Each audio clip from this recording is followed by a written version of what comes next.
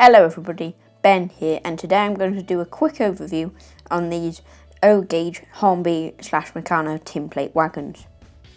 The first one we're going to look at is this 13-ton hopper wagon. It has all these rivets on it, which looks very nice. It's actually quite decent for its age, and also you can see there's a slight bit of detail inside. It's not just a flat sort of base, and also it's got these buffers and the standard sort of coupling that it's got on these wagons. That's all correct on both sides. I quite like, they're interesting couplings, but they're also quite hard to actually get off. But the interesting thing about this wagon, or one of them, is the fact that the axles are metal but the wheels are plastic. You can also see there you've got the Hornby logo there, Hornby Meccano that is. And you can also see that it has a handle here, and this actually opens up the hopper inside, which allows you to actually sort of see that it opens. It's sort of like a little gimmicky type thing, which is very nice, and you can see it opens and closes fairly easily like that. The only real decoration on the wagon is the 13-ton weight classification and the wagon's number. I guess you could also count the sort of grey body joining the black chassis as sort of a bit of paint detail as well. Next up we have this cattle wagon. You can see it's in the red and has these doors which actually slide open. This does it on both sides, which is a nice gimmicky feature. You can also see that it opens on the other side, which is very nice indeed. You can see in terms of detail we've actually got lamp brackets on each end this time on this wagon, because it can actually have them, and it also has the buffers, standard buffers and standard couplings, I guess. I guess they are standard actually, maybe chassis are as well. You can also see the underframe detail is very nice there. You can see that the body is actually coming away from the chassis a bit. However, the axles and everything there you can see is good. In terms of decoration, you've got the 8-ton weight classification and the wagon's number. Next up is this open wagon, which is a bit different because you can see actually it's got no real detail on it, but this time it's all actually printed on, which is interesting. I don't know if there's a different actual name for this, but I think it is still tinplate, I believe. But as you can see, I arguably think this is more detailed. It's not necessarily as good as, say, its actual detail, but compared to the other wagons, I would say there is more detail there. And I guess it's all actually painted detail this time. You can see you've got the rivets, the crossbars.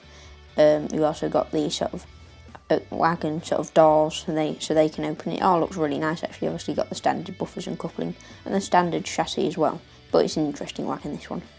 This tanker is actually my least favourite wagon out of all the O-gauge wagons I have. It's not in the best condition. You can see it's the National Bezoil mixture sort of tanker. You can see you've got the National mixture and I think it's benzene, I don't know. You can see you've got the logo there, which actually looks really nice. Same on both sides, and all the decoration really is actually done to a very high standard considering the age of these wagons. You can see it's also got the standard chassis. I reckon they have a standard chassis and then they just put a different body on. That's my guess with these, maybe to make them a bit cheaper. But you can see it isn't in the best shape with a few sort of dints in it, and it's just generally quite scratched. A personal favourite of mine is the Sir Robert McAlpine & Son London Public Works Contractors wagon, because it can actually tip from side to side, as you can see, which is a really nice sort of feature, I would say.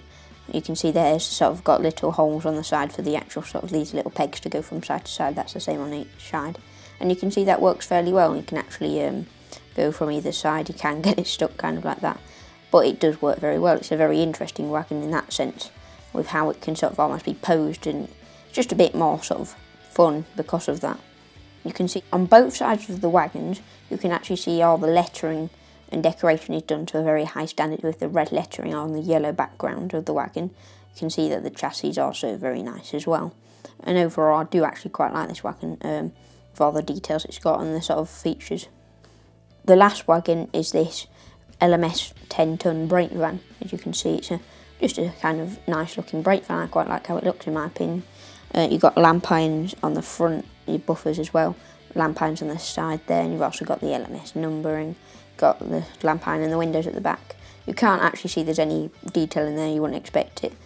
You can see it's also quite dark. You've got these lamp irons on the side here, and all the planking detail, which actually isn't very good. You can see the LMS and 10-ton, and the numbers there have done to a very high standard.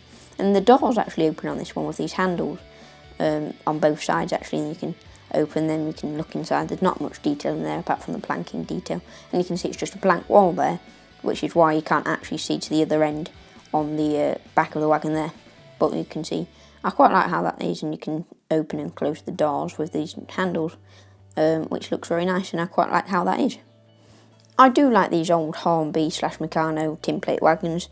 I like how they look, they're very interesting. I might get some more in the future if I see some for a good price, and I like the fact that they've got the features of things moving and handles and doors opening and closing. I think that's quite a nice thing, in my opinion. They're definitely not the most detailed wagons, they're not the best, but they definitely are good wagons, and I do quite like them. And it does actually look quite nice when you hook it up to a nice loco as well.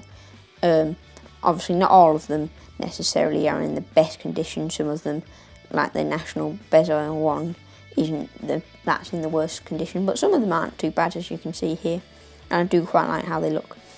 The funny thing is when you can see the scale comparison, the O gauge, the double O gauge and the N gauge, it looks really tiny when a N gauge pannier tank and a coach is not the same length as a O gauge sort of 404 tender engine. And then it's all just tiny when you can put it up on the running plate, but I find that quite funny indeed.